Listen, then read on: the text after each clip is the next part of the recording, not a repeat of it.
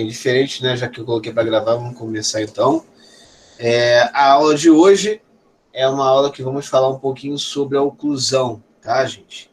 Então, já definimos um pouquinho na aula passada, né, nas aulas passadas, a anatomia, e a aula de hoje a gente deixa para falar um pouquinho sobre a oclusão. É claro que a gente não pode falar da oclusão e deixar de lado as estruturas que permitem essa oclusão correta ou não, né? Então vamos lá, gente. Não tendo dúvidas com relação ao que foi falado nas aulas passadas, até porque era uma revisão de anatomia, né? A gente começa agora falando um pouquinho das estruturas da infraestrutura, né, da oclusão e também dos itens, né, que compõem, né, os componentes para formar uma bela ou uma má oclusão, né? Então vamos pensar em começar a falar dos dentes.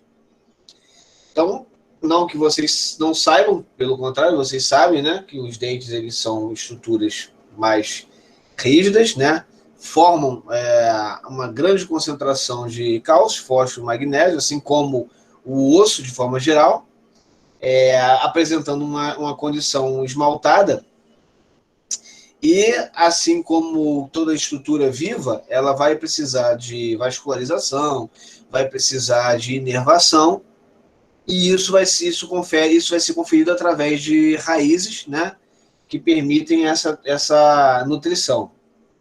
Então vamos pensar no seguinte: os dentes, né, nós temos um total, né, na maioria das pessoas, nós temos 32 dentes, sendo 16 pares, 16 embaixo, 16 em cima.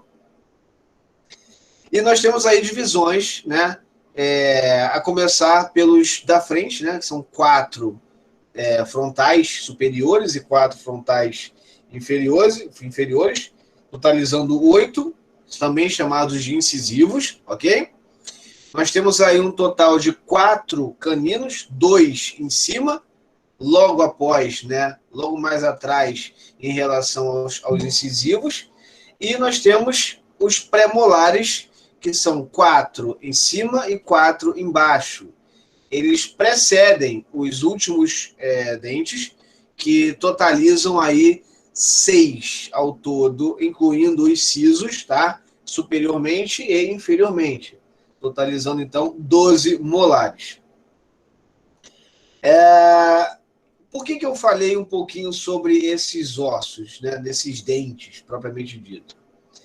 Porque, basicamente, cada dente desse, ele tem aí em sua constituição e sua formação anatômica, características para definir que tipo de alimentos nós podemos consumir. Apesar de sermos seres que consumimos todo tipo de alimento, seja o alimento carne, seja o alimento verdura, entre outras situações, entre outros alimentos, nós temos uma variedade maior gastronômica do que outros mamíferos, ou até animais que sejam répteis, anfíbios e por aí vai. De qualquer forma, nós temos aí os dentes incisivos sendo responsáveis por preparar o corte, né, dos alimentos. Então, quando você vai no McDonald's, né, no fast food feito no McDonald's, vocês pedem lá um hambúrguer. E, obviamente, vocês dependem dos 4 sisos superiores e inferiores para conseguir pegar um pedaço e arrancar um pedaço desse hambúrguer. Tá? Então, é justamente os dentes de corte que nós temos. O biscoito, vocês usam os dentes da frente para poder cortar e por aí vai.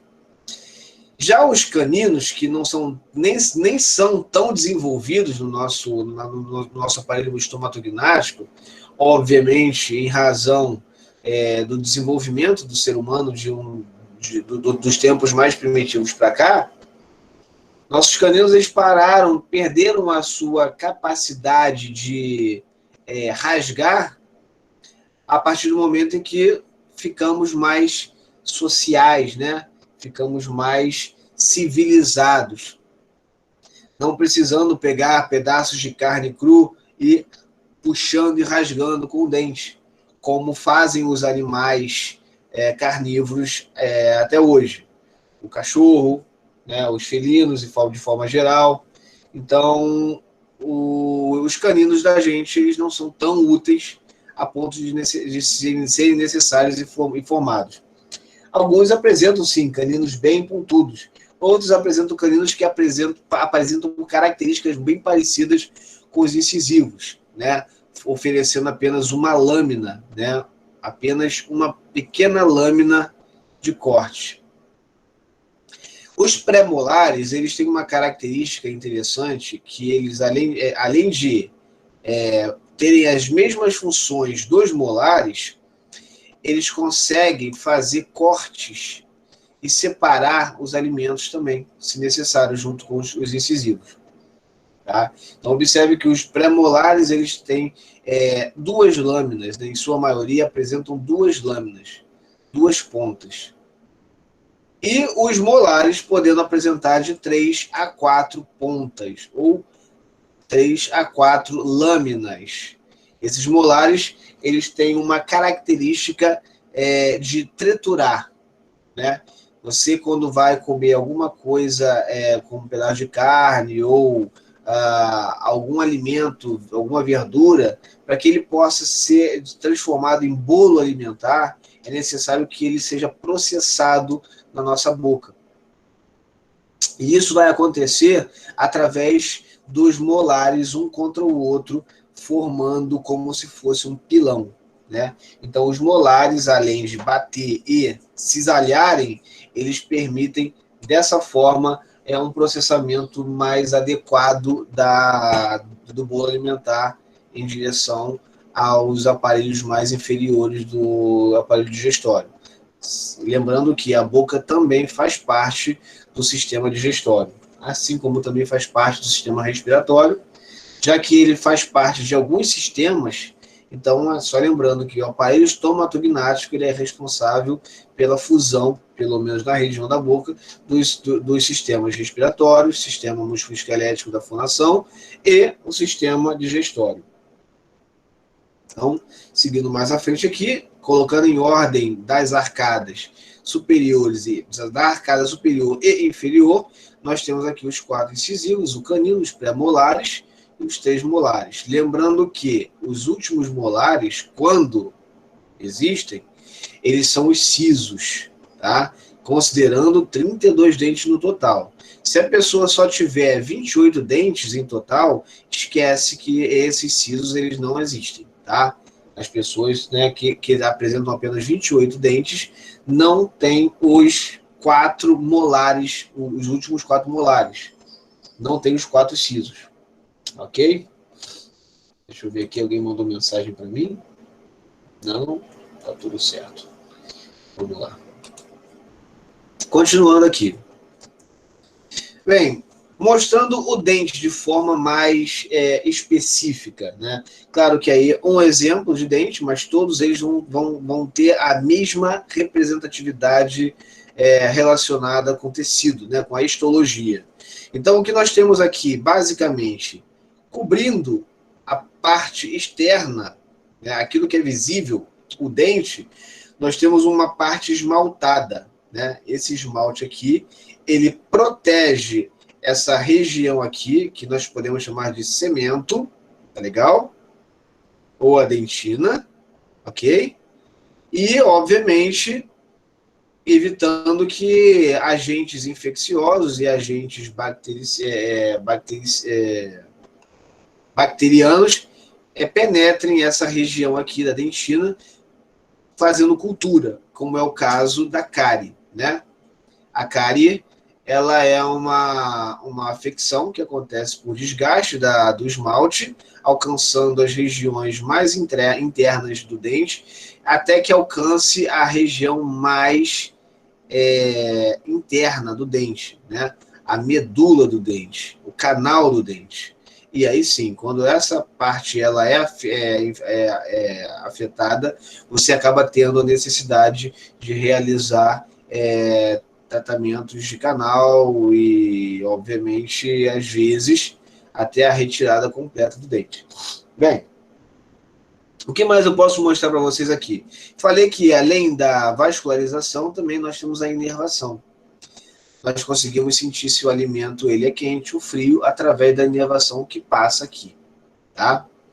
Essa mesma inervação, ela tem um ponto de recepção aqui e vai ter um ponto de recepção em cada filete que vocês estão vendo aqui.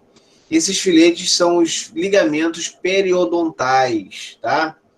Esses ligamentos, eles todos juntos, eles permitem uma tensão específica, favorecendo um amortecimento durante a mastigação ou durante algum impacto. Isso é vantajoso porque, na verdade, se fosse a parte alveolar ligada direto à raiz do dente, sem nenhum tipo de flexibilização, seria bem possível uma fratura do dente ou fratura do próprio processo alveolar. Então, esse amortecimento se faz necessário para evitar lesões ou fraturas mais sérias. Ok, galera? Vale, então, a gente levar isso em consideração. Tá?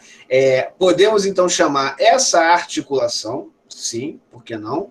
O dente, a raiz do dente em relação aos alvéolos dentais, nós podemos chamar essa articulação de gonfose, tá? O mesmo tipo de articulação que encontramos nas suturas cranianas, por exemplo, tá? Ou nas membranas interósseas do antebraço e da perna, né? Aquelas membranas que separam a tíbia da fíbula e o rádio da ulna. Então, são o mesmo material. Eles não têm a intenção, eles não estão ali para promover movimento. Pelo contrário, estão ali para promover fixação e o mínimo de movimento possível para que não haja nenhum tipo de lesão. Ok, gente? Então, seguindo aqui adiante, nós já falamos sobre os incisivos, os caninos, os molares, os premolares, né? A função nós já falamos. Vamos falar agora sobre o que é a oclusão de fato, galera. A oclusão nada mais é do que a relação de encaixe dos dentes, obviamente, entre a arcada superior e a arcada inferior. E essa aproximação, esse encaixe, ou melhor, esse contato com as arcadas, favorece, então, a famosa oclusão. Não importa se a mandíbula ou se a maxila, né, o maxilar, estão em posição correta ou não. Se existe contato, você pode considerar aquilo oclusão. Obviamente, se o contato é ruim, deficitário, nós chamamos aquilo de má oclusão. Tá? Mas para se configurar oclusão, basta que haja um encaixe entre a maxila e a mandíbula. Ok? Dos dentes, claro. Isso é a oclusão, né? Então, a má oclusão, isso pode ser ocasionado ou por um desequilíbrio, né, das estruturas, né, das arcadas, né, ou um desequilíbrio muscular, ou alguma alteração neurológica, né? Por exemplo, uma parestesia de um dos nervos, de um lado dos nervos, isso pode causar uma disfunção e, obviamente, uma má orientação da articulação. Pode acontecer também de fraqueza muscular de um lado em relação ao outro, muito acometido em pessoas que tendem a mastigar mais de um lado do que o outro, seja um pedaço de carne, seja um chiclete, a tendência é sempre de escolher um lado para fazer isso. Isso, obviamente, altera a força das musculaturas, né, bilateralmente. Enquanto um lado fica forte, o outro lado fica mais fraco. Então, você tem aí essa alteração também na condição muscular e na condição tônica. Tá? Obviamente que os espasmos podem ocorrer e também nós temos aí as condições de engramas sensoriais, na qual você pode causar, tanto por esforço de um lado quanto do outro, algumas deformidades ósseas. Tá? Só lembrando aí que essas deformidades, de repente, tá até mais para frente isso. Se não tiver, eu falo no finalzinho. Lembrando, né, eu vou falar agora, mas depois eu repito. Lembrando que as deformidades ósseas, elas acontecem por impressões, né, de carga sobre as estruturas ósseas. Então, toda vez que você tiver uma carga sobre a estrutura óssea, essa estrutura óssea ela vai responder ativando as atividades osteoclásticas e osteoblásticas, mudando a conformação óssea, tá? Inclusive, até um exemplo, né? Os aparelhos de ortodontia, eles dependem dessa lei, né? Dessa regra fisiológica para funcionarem. Você coloca os aparelhos nos dentes e esses dentes você coloca um arame nesses aparelhos e eles vão fazendo, vai aumentando a pressão desses dentes. Conforme os meses, né, vão passando, normalmente se pede que o paciente volte, né, no ortodontista de 30 em 30 dias, mês em mês, né? Porque sabemos que a cada 4 semanas os dentes eles se deformam devido a essa tensão. Eu vou falar mais à frente sobre isso. Então, a lei de Wolff, que eu vou falar inicialmente, eu comecei, mas eu vou repetir isso mais à frente, permite que haja essa mudança, essa deformação óssea, que pode ser através de tensões musculares, por causa da demanda do sistema nervoso, ou até a demanda estrutural, ou pode ser por conta de condições positivas, como é uma órtese, né? No caso aí, o aparelho ortodôntico, né? Professor, Oi, fala aí do tema. Então, eu usei aparelho por acho que 5 anos, sei lá. Porque fui meio enrolada, né? Então, eu ia de 15 em 15 para apertar aquela história toda. Enfim, depois que eu tirei o aparelho, que eu vinha ter o problema na articulação. Perfeitamente. Acontece, né? Porque normalmente tem gente que bota aparelho para melhorar, né, a DTM. O meu foi o contrário, não tinha problema. Quando tirei o aparelho, eu fiquei com problema. Assim, Luciane, de forma geral, tá? Pelo que eu acompanho, as pessoas que botam aparelho, de fato, discordando um pouquinho da sua afirmativa, não colocam aparelho por conta de disfunções temporomandibulares, tá? Só por problemas estéticos, né? Dente mais afastado, fora do local e tudo mais e tal. Por isso, as pessoas procuram o dentista, por questões estéticas. Dificilmente você vai ver uma pessoa procurando um ortodontista por problemas de disfunções temporomandibulares, tá? Sim. O que aconteceu com você? Você está dentro dessa condição, né? Você basicamente utilizou o recurso do ortodontista para melhorar a estética. Estou errado? Não, certo. Obviamente, quando você muda a estética, você muda a estrutura. Sim. Quando você muda a estrutura, você tira do lugar, você desequilibra algo que naturalmente estava equilibrado. Eu tive que arrancar 2 premolares, inclusive, fora os 4 sisos, né? Sim, sim. Então, eu acho que essa dos 2 premolares de cima, só o de cima, e deve ter piorado, né? Porque... Então, piora por esse fato, né? Não se falava muito sobre a fisioterapia ou o tratamento pós, né, a órtese, né, pós a ortodontia. Então as pessoas elas tiravam o aparelho, ficavam com o dente bonitinho, algumas pessoas sentiam muitas dores, outras pessoas sentiam alterações sensoriais, outras pessoas ficavam mais tensas, de forma que não conseguiam identificar o problema, né? Problemas posturais e problemas respiratórios, tudo por conta de uma melhora na estética. Não estou dizendo que é errado fazer isso, né?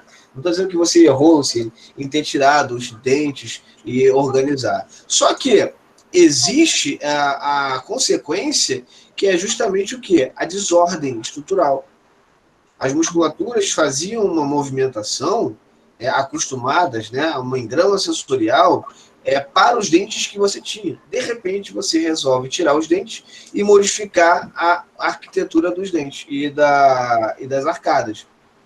É natural que as musculaturas não respondam corretamente. E se não for tratado adequadamente, é natural que isso se torne crônico.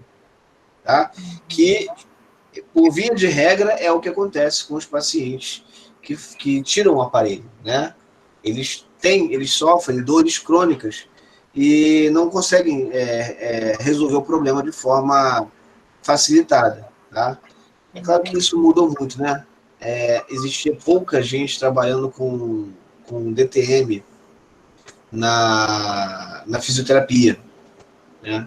Então, de 2011 para cá, a gente foi vendo o mercado crescer, até fisioterapeutas fazendo uma segunda especialização, no caso, uma segunda formação em odontologia, para poder tratar e, né, no caso, a condição da odontologia e tratar a questão da disfunção diretamente com a fisioterapia. Então, hoje nós temos um pouco mais de recurso para fazer isso, entendeu? Entendi. Mas a sua situação é essa, são disfunções musculares que causam essas dores em você. As musculaturas elas estão fora do vetor. Elas foram alteradas por conta de uma mudança estrutural, que, obviamente, por mais lenta que seja, mudou a direção do tendão. O tendão ele tinha uma inserção que tinha as suas fibras todas direcionadas para um ponto. De repente, você muda a sua oclusão, elas mudaram de posição. Aqui ela ficou mais débil e aqui ela ficou mais relaxada. Ou seja, estressa mais de um lado do que o outro e causa dor. Fibrose, tendinite, por aí vai. As aponeuroses acabam inflamando, isso é natural. Mas não é para se conformar. Mal necessário para hoje. Mas não se conforme. Não se conforme. É verdade. Vamos tratar isso aí, tá bom? Tá, obrigada. Resolver esse problema aí. Então, vamos lá, galera. Voltando aqui, né? Bem possível que eu volte a falar um pouco sobre essa lei de Wolff lá na frente. A intercuspidação. Agora sim, galera. Agora sim nós vamos falar de uma oclusão que é a considerada perfeita. Tá? Então, a intercuspidação, de fato, ela vai ser quando a oclusão ela acontece de forma adequada. E aí eu preciso que vocês entendam o que significa cuspidação. Inter, vocês já sabem que é entre, né? E cuspidação, vocês precisam saber que é uma relação de encaixe. Só que é uma relação de encaixe entre a palavra aí cúspide, que vem de lâmina, tá? Então, quando a gente fala de cúspide, nós falamos de lâmina. Talvez uma confusão ou até mesmo uma associação que a gente possa fazer com as válvulas, né, do nosso coração. Nós temos aí a bicúspide, por exemplo, e a tricúspide. Bi de 2 e tri de 3. Cúspide de lâminas. As válvulas são formadas por valvas ou lâminas ou cúspides, assim como os nossos dentes vão apresentar as lâminas, as cúspides. Os incisivos e os caninos vão apresentar uma cúspide só, que é justamente uma face, uma ponta ou, né, um lado. Já os pré-molares, como eu falei lá na frente, lá no início, eles vão apresentar duas pontas, ou seja, duas cúspides. E os molares, eles podem apresentar entre 3 e 4 pontas, ou cúspides, tá? Alinhadas. Então, quando se fala de intercuspidação, a gente fala de alinhamento das cúspides, das lâminas dos dentes, entre si. E eu vou mostrar aqui como isso acontece. Eu vou precisar usar uma canetinha aqui mágica para vocês entenderem, apesar do meu desenho na canetinha mágica ser uma porcaria, afinal de contas eu vou desenhar com mouse. Eu espero que vocês entendam o que eu quero dizer, né? Quero mostrar para vocês. Antes, eu vou tentar explicar como que eu tenho aqui. Se não, eu vou desenhar para vocês. Tá ok? Espero que o desenho seja esquematicamente bom para vocês. Não esteticamente, mas esquematicamente. Então, vamos lá, galera. Vamos identificar as cúspides que nós temos em nossa arcada, né? Tanto superior quanto inferior. Quando falamos de cúspides vestibulares, tá? Nós vamos falar das lâminas que estão ao redor, na parte de fora da arcada. Então, toda face de fora que apresente essas lâminas, nós vamos considerar como sendo uma cúspide vestibular, lateral, ok? Ah, mas se a cúspide vestibular for uma cúspide da mandíbula, por exemplo, como é que eu vou falar? Porque eu tenho que diferenciar o mandibular do maxilar. Aí a gente vai utilizar basicamente a nomenclatura. Cúspide vestibular maxilar. Então, estamos falando das cúspides vestibulares da região da arcada superior, maxilar. Cúspide vestibular lateral. Então, nós vamos falar daquelas que são... cúspide vestibular mandibular. Aquelas que estão associadas à mandíbula. Ok, gente? Basicamente isso. Com relação... Deixa eu ver aqui. Vanessa, faz quase 10 minutos que você falou isso, eu não dei um retorno. É exatamente isso, Vanessa. Com relação ao que nós estávamos falando com a Luciene. Existe uma desarmonia, né, muscular. A gente corrige alguma coisa e tem uma desarmonia. Mas voltando aqui para o assunto das cúspides, né? Então, nós temos aqui, entre as cúspides, eu vou mostrar os desenhos lá à frente, nós temos as partes mais deprimidas dessas cúspides, né? Os vales dessas cúspides, né? Dessas cadeias de montanhas nos dentes, que nós podemos chamar de fossa. Se estiver na maxilar, fossa maxilar. Se estiver na região mandibular, fossa mandibular. São justamente a parte interna, né? No meio dos dentes. Agora, quando se fala de cúspide, por exemplo, as cúspides internas, nós podemos chamar de dois tipos diferentes, relacionando o maxilar e diferenciando do mandibular. Exemplo, se estão internamente, nós podemos relacionar com as regiões intrínsecas dessa arcada. Vamos começar então pela arcada superior, que é do maxilar. Como é que nós chamamos aquela parte de cima do céu da boca, um pouco mais para trás? Palato? Palato. Perfeito. Inclusive, nós temos dois ossos, tá? Um par de ossos que ficam justamente na parte do palato duro, mais atrás, antes do palato mole, que nós chamamos de palatinos. Né? São os ossos palatinos. Então, a referência para as cúspides internas da região maxilar, nós podemos chamar através dos nomes dos ossos palatinos. Então, cúspide palatina.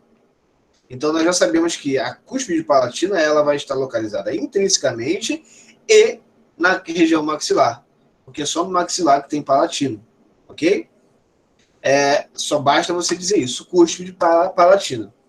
Já na mandíbula, o que nós temos são as cúspides internas. E o que nós temos na parte interna, né, na mandíbula? A língua, né? A língua. Então, nós podemos chamar de cúspide lingual. Perfeito, Luciene. Então, se é cúspide lingual, nós já sabemos que é na mandibular. Nem precisa dizer cúspide lingual ou mandibular. Seria até uma redundância. Cúspide palatina maxilar, outra redundância. Vamos manter cúspide lingual, cúspide palatina. Cúspide vestibular maxilar, cúspide vestibular mandibular. São essas que nós temos.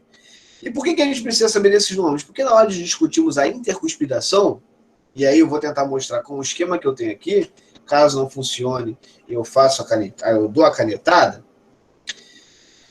Deixa eu perguntar para vocês uma coisa, né? Eu acredito que vocês vão ter isso de cabeça. Qual é a arcada que aparentemente é maior? A arcada superior ou a arcada inferior? Superior. A superior. Então, nós podemos considerar que a arcada superior, anatomicamente, tá, é maior do que a arcada inferior. Tá? Então, a arcada do maxilar é maior do que a arcada mandibular, de fato. Se isso acontece, se colocarmos uma sobreposição dessas arcadas, e sabemos que a arcada superior é maior do que a inferior, é possível afirmar, galera, olhando aqui para esse laser, que essa região externa aqui, que nós já sabemos que são as cúspides vestibulares, né, a face lateral aqui, ó, vestibular, elas podem ficar para fora em relação à arcada inferior. Então, já as cúspides vestibulares da mandíbula, elas não vão ficar para fora, elas vão acabar se encaixando entre as cúspides. Então, a gente consegue perceber bem isso nos ossos, nos dentes molares e nos pré-molares. Mas, principalmente, nos molares, que essa intercuspidação vai acontecer. Então, podemos dizer que a intercuspidação, né, de forma correta, então a intercuspidação, ela é o encaixe, nós podemos falar dessa forma, tá? É o encaixe das cúspides vestibulares mandibulares em relação às cúspides da maxila, ou seja, a cúspide vestibular maxilar e a cúspide palatina. Essa cúspide lateral vai ficar localizada exatamente entre essas duas pontas, a externa e a interna. Intercuspidação. Também podemos considerar e definir que as cúspides palatinas estarão entre as cúspides lingual e vestibular. Pegaram, galera? Sim, professor. Show de bola. Então, sabendo isso, fica super tranquilo, tá? Então, nós já temos aí relação de intercuspidação. E aí podemos, a partir daí, classificar essas intercuspidações através das próprias oclusões e da relação da mandíbula em relação ao osso maxilar. Então, aqui, lembrando aquilo que eu falei anteriormente sobre a lei de Wolff, obviamente, para eu mostrar isso, eu preciso falar, vamos pensar o seguinte, tá? Uma força de 1,6 gramas aplicada sobre um dente por 2 meses, mais ou menos. Por isso, quando a pessoa faz a ortodontia, ela tem que procurar de mês em mês, porque a cada 4 semanas você já tem meio milímetro, né, de movimentação, e meio milímetro é muito para diminuir a tensão dos dentes, né? Então, observe, se você, em 8 semanas, você consegue mover 1 milímetro, né, 1 milímetro, né, em régua, né, ou em paquímetro, significa que há necessidade, sim, de você fazer a manutenção mensal, no mínimo, dos aparelhos ortodônticos.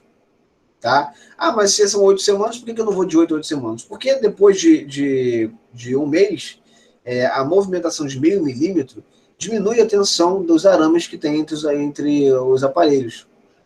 E se essa tensão diminuir, você para de ter tensão e, obviamente, não vai recuperar e não vai garantir o outro meio milímetro que falta. Então, é por isso que, apesar de em 2 meses você ter essa mudança de 1 milímetro, você procura o reajuste ortodôntico de mês em mês. Certo?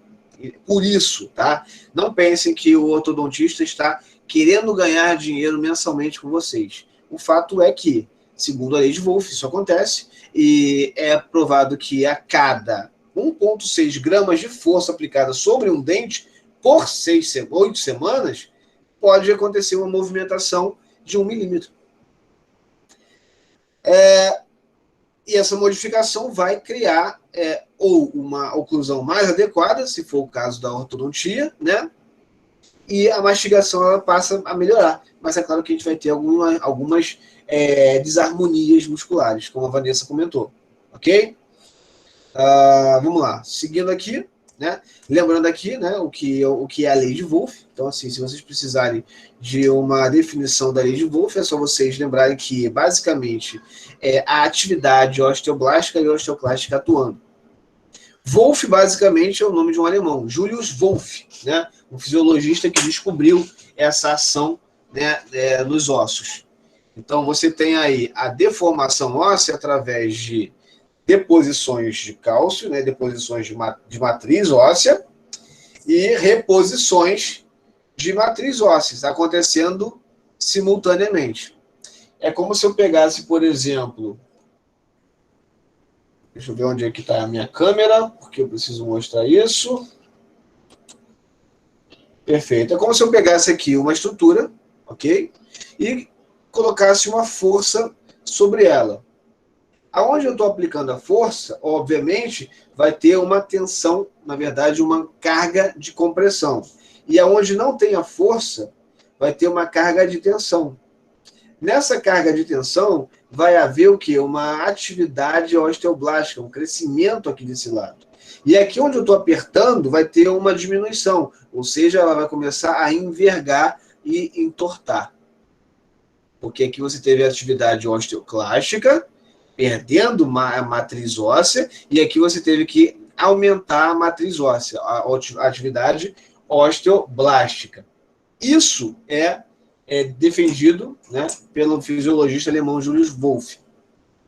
Basicamente, o que está escrito aí, a ideia subjacente consiste numa visão dinâmica da estrutura óssea com consequência na sua adaptabilidade às diversas solicitações externas. Por exemplo, aí no caso do local onde a tensão mecânica, como eu acabei de falar, passam a ser mais elevadas e existirá uma deposição de matriz. Enquanto que num outro lado, no caso, onde a partir de um determinado momento as tensões diminuem substancialmente.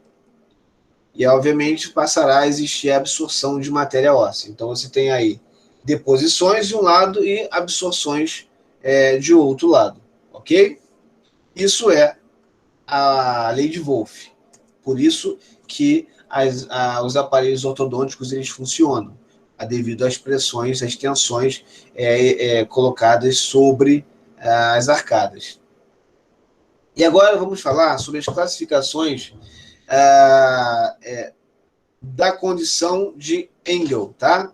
Muito utilizada para fazer avaliações num pré-ortognático, por exemplo, que é numa cirurgia de osteotomia, né? Para mudança de tamanho da mandíbula, para mudança de angulação do maxilar. Então, essa classificação ela é importante para a gente evidenciar a necessidade de uma cirurgia ou apenas uma necessidade de ortodontia, tá? Então, basicamente, quando se fala de classes, a gente vai ligar diretamente à articulação. Mas há já as condições aonde você pode ligar também ao tamanho das estruturas ósseas, seja maxilar ou mandibular. E aí eu vou dar alguns exemplos aqui à frente. Nós temos a primeira classificação de Engel, que nós podemos classificar como classe 1, e essa classificação ela é considerada uma classificação normal, ou seja, não há nenhum tipo de alteração anatômica, né? Nenhuma anomalia anatômica. Então você tem aí uma relação perfeita de encaixes, tanto dos pré-molares como dos incisivos à frente, né? No caso dos incisivos superiores, à frente dos incisivos inferiores, pouca coisa à frente. Observe os molares aqui, há a intercuspidação dos molares, mas à frente existe um encaixe anterior do incisivo maxilar em relação ao incisivo mandibular. Pouca coisa. Ok? Existe uma outra forma também, uma classificação 2, que nesse caso aqui fala sobre o retrocesso da mandíbula, tá, gente? É quando a mandíbula ela faz uma retrusão, você bota a mandíbula para trás. Isso dá, a gente consegue perceber quando a mandíbula vai para trás através do alinhamento dos molares, ok? Ou pelo alinhamento dos incisivos. Nesse caso aqui, na divisão 1, nós observamos que, tá? Então, na classe 2, nós temos duas divisões. Na divisão 1, nós temos uma projeção da face do dente incisivo superior para cima, né? Quase que fazendo um movimento retrátil. Então, é basicamente aquele dentucinho, né, que joga o dente à frente. Observe a distância entre o incisivo superior e o incisivo inferior. Quase não dá para perceber a retração da mandíbula aqui, apesar de estar aqui, ok?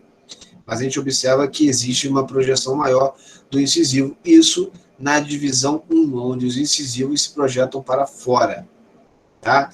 Já na divisão 2, os incisivos, eles vão, no caso os superiores, eles vão se projetar para frente, porém fazendo um gancho. Eles vão se projetar para dentro. Observe, é diferente. E a gente consegue observar bem a projeção posterior da mandíbula. Olha aqui a falta de alinhamento do último molar inferior em relação ao último molar superior. Não existe alinhamento. Uma projeção posterior. Classificação de Engel, divisão 2. Ok? E aqui nós temos uma terceira classe, que é a classe 3, que é o avanço, né? Que é a projeção, a protrusão da mandíbula. A gente consegue observar o contrário da classe 2, onde o último molar mandibular está para trás. Aqui agora o último molar mandibular está projetado para frente. Não somente isso, os incisivos inferiores estão projetados à frente dos incisivos superiores, o que dá o que gera uma interpretação de uma classificação 3, avanço, né? Um avanço, uma protrusão da mandíbula, que pode estar relacionado com o tamanho da mandíbula, a macrodinastia, ou a articulação da mandíbula em projeção anterior, saindo da cavidade articular do osso temporal. Certo?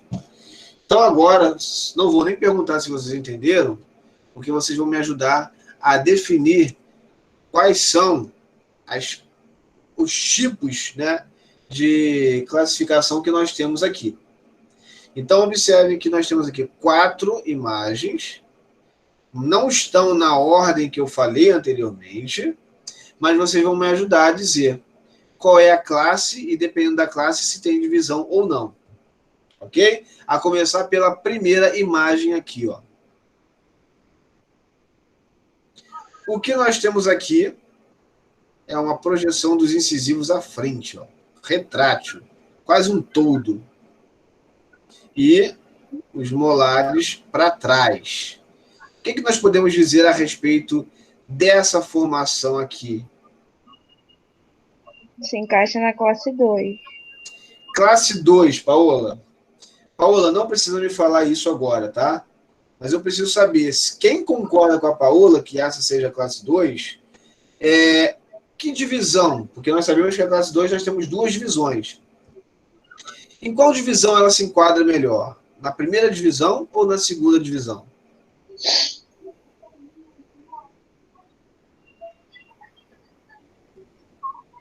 Eu acho que na segunda. Segunda. Falei para não falar, hein, Paola? Eu acho que segunda também. Não tenho certeza.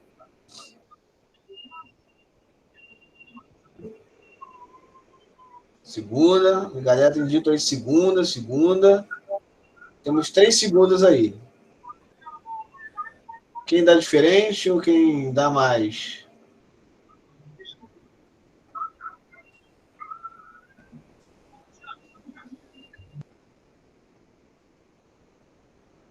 Claro que eu sempre faço isso, não vai ser diferente. Vou fazer da seguinte forma. Vou repetir a explicação e vou ver se as respostas se mantêm. Tá legal? Então, vamos lá. Antes de continuar, vamos voltar aqui. Então, nós já sabemos que quando existe um alinhamento dos molares e há uma projeção pequena e adequada e alinhada dos incisivos anteriormente da parte maxilar, nós temos aqui uma classe normal, classe 1. Tá? Já na classe 2, né, vocês identificaram a classe 2, nós temos a divisão 1 e a divisão 2. Então, a primeira característica da divisão 1 é a projeção dos incisivos. E a primeira característica da divisão 2 é o gancho dos incisivos. Certo?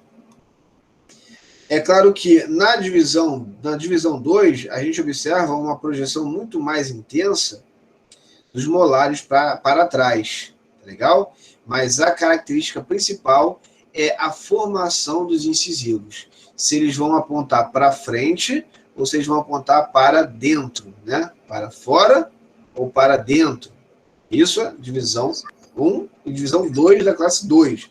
Já a classe 3 é o contrário, os incisivos estão avançados. A mandíbula, de forma geral, está à frente. Certo? Então, agora eu vou lá para aquela imagem.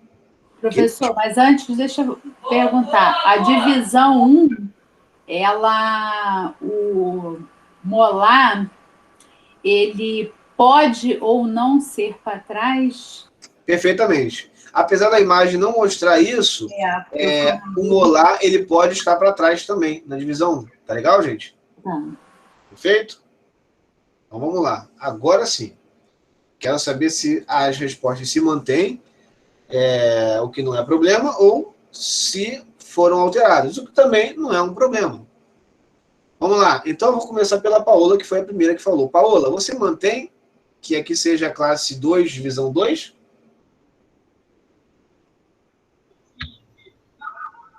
Professor, eu entendi a divisão, mas mesmo assim eu fico um pouco confusa. Mas eu acho que eu mantenho em divisão 2.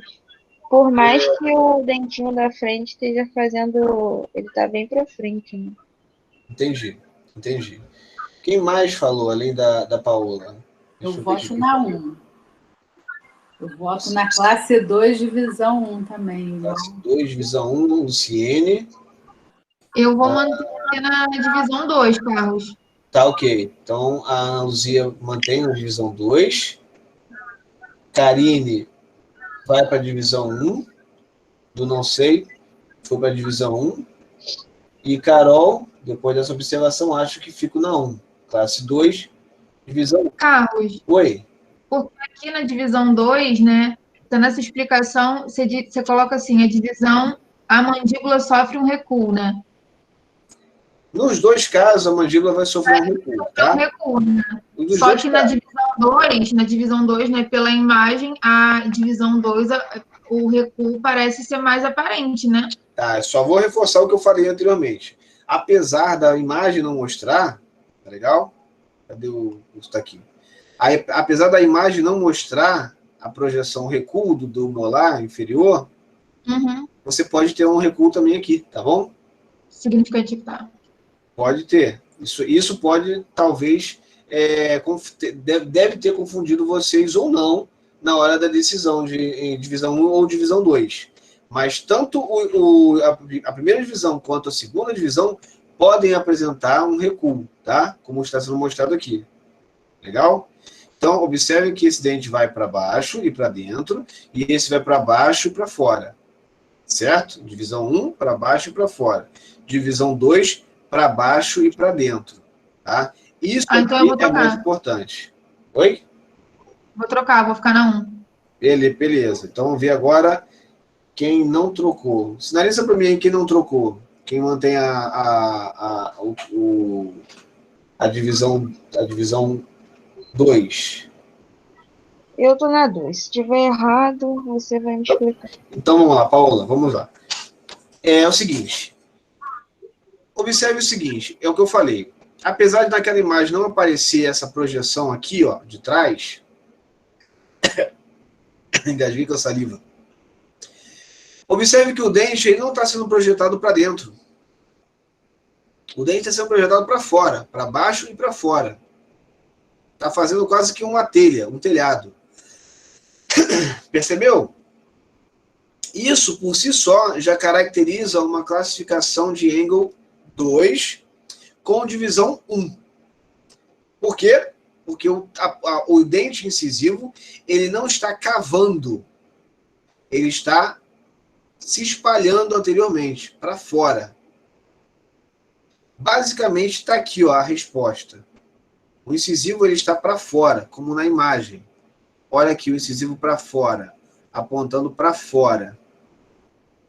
Enquanto esse aqui aponta para dentro. Ó, faz uma curva para dentro.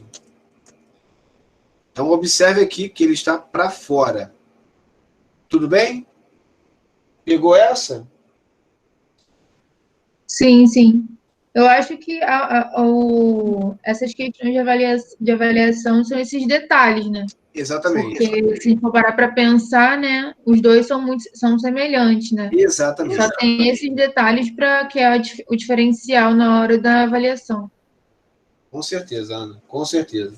Então, talvez a dificuldade sempre vai ser na divisão 2. O que fazer na divisão 2? Na classe 2? Divisão 1 ou divisão 2? Cara, sem sombra de dúvida. Tá para frente, o dente está formando ali uma coberturazinha, tipo o Ronaldinho Gaúcho, pensa logo na divisão 1 e mata essa. Certo? Agora, tem o dente quase mordendo a gengiva, pensa na divisão 2. Beleza? Então vamos agora para a figura número 2. Paola, pegou, Paola? Antes da gente continuar. Sim, peguei sim. Figura 2, classe 3. Figura 2, você acha que é classe 3. Vamos lá, quem dá mais? Vanessa também acha que é classe 3. Vou ficar na classe 3 também. Classe 3. Karine também acha que é classe 3. 3. Acho que é unanimidade, né? Dá para perceber que o incisivo inferior ele está à frente do incisivo superior. Isso é a característica, né, da classe 3. Além dos incisivos, dos molares inferiores estarem projetados à frente, temos aqui ó, a característica de projeção anterior. Classe 3, sem sombra de dúvidas. Tá?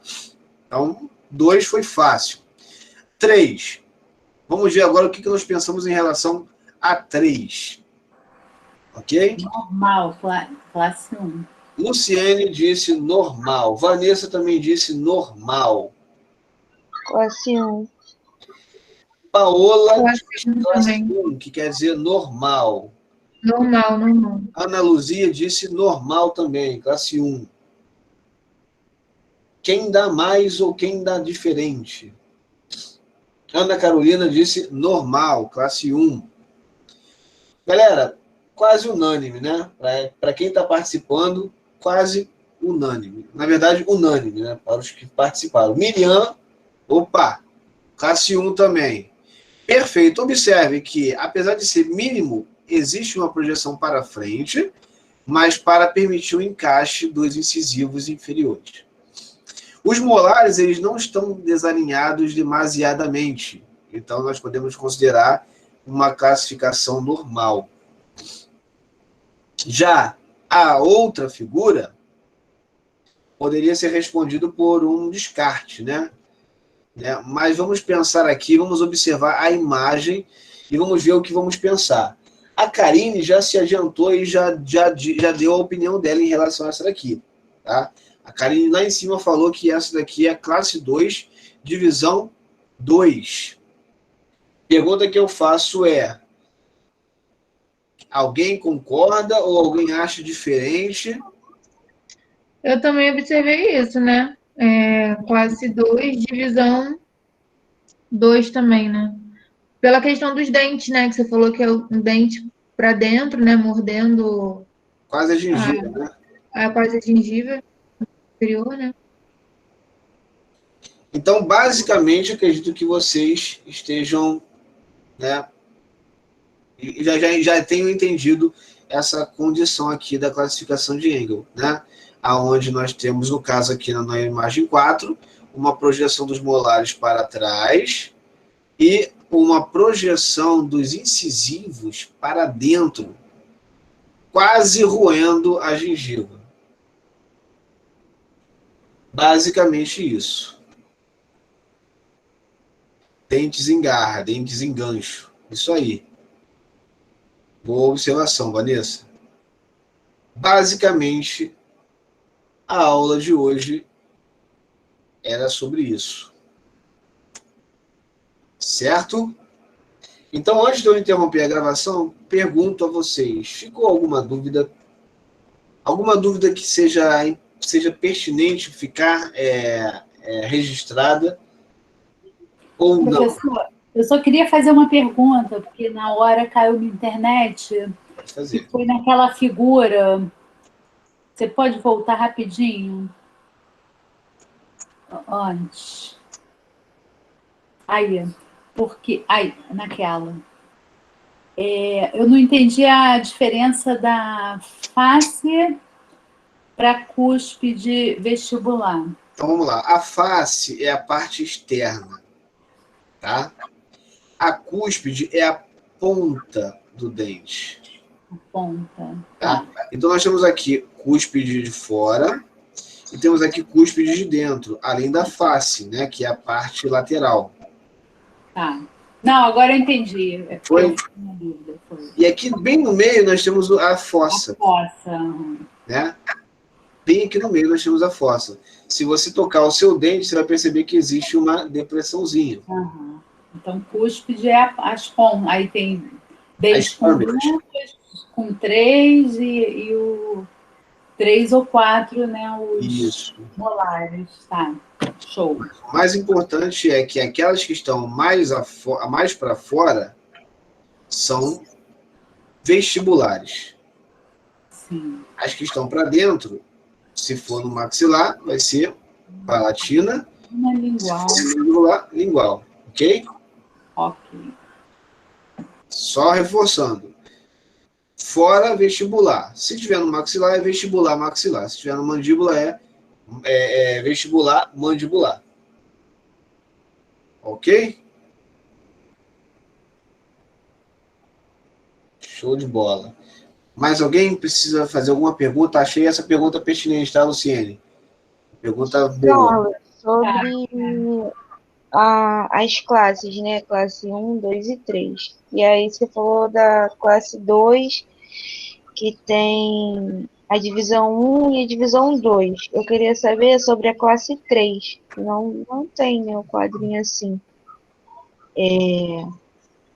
Eu tenho que fazer ortognática. No meu caso é a classe 3. Só que eu não... a minha classe 3, ela não chega a ser igual essa figura que está mostrando aí, que chega a ser bem para frente. Eu tenho a mandíbula grande, mas assim, ela não chega a ser lá na frente, não. Eu consigo... Meu dente fica, tipo, em cima, sabe? Falta pouco para encaixar. E aí, essa é a minha dúvida, eu queria saber. Então, vamos lá. A dúvida que você tem é se você faz a ortognática ou se você usa aparelho? Não, é da divisão. Lembra lá no outro slide? Aham. No outro negocinho lá, da classe 2, que você mostra divisão 1 e divisão 2. Eu queria saber se isso também tem na classe 3. Não, na classe 3 você tem apenas essa classificação aqui, na verdade, essa característica. É claro que você tem uma projeção, né, da mandíbula. Se é 1 milímetro, se é 1 centímetro, é classe 3. Não importa. Entendi. Ok? Porque há um avanço da mandíbula. Então, essa é a questão, o avanço da mandíbula. Tá? E o seu caso, é indicação para ortognática? Sim. eu tenho também a mordida cruzada que tá aí, né, no slide. É indicação também para ortognática. Entendi. E você já viu uma ortognática? Você já...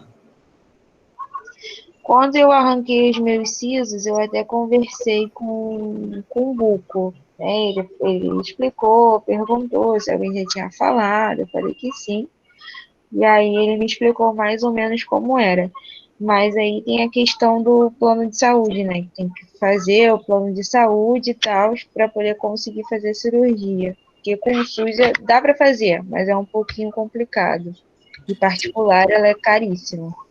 Então vamos fazer o seguinte, eu vou ficar devendo essa, a gente tem tempo ainda, né, claro, mas eu posso mostrar com mais tranquilidade, que eu vou ter que procurar aqui agora, mas eu posso mostrar para vocês um vídeo de simulação de ortognática. Karine já está curiosa, então vou fazer o seguinte, eu vou procurar agora, tá legal? Vou cancelar aqui a gravação, quer dizer, vou interromper a gravação, e vou procurar o vídeo aqui para mostrar para vocês, tá legal? Então segura aí que essa daí é interessante. Deixa eu ver se eu acho aqui. Para quem é sensível, não recomendo. Não vai ser cirurgia não. Vou mostrar só uma simulação, certo? E todos vocês precisam assistir o vídeo da cirurgia